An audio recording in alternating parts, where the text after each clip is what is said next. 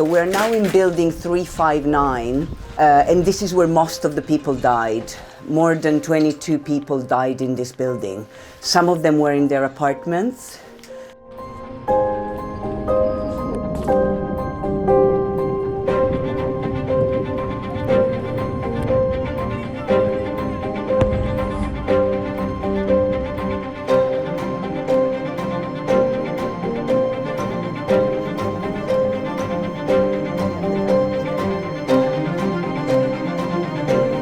What seemed like two buildings are one building.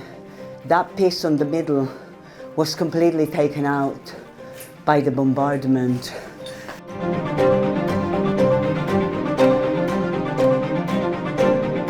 This obviously is a building that is in a sensitive location because the main road outside here is the main road where the Russian forces were coming into town.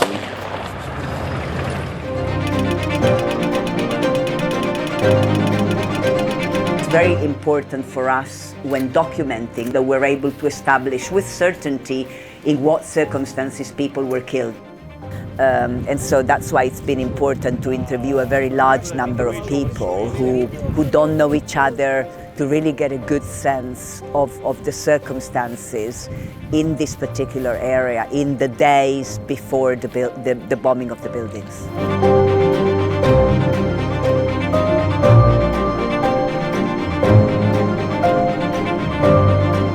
I'm taking some 360 images for the world to know and to understand what happened here, because at the moment what we see is a carcass of a building, but this was home to 108 families, and so it's a lot of lives and livelihoods that have been destroyed, and so we're trying to capture that.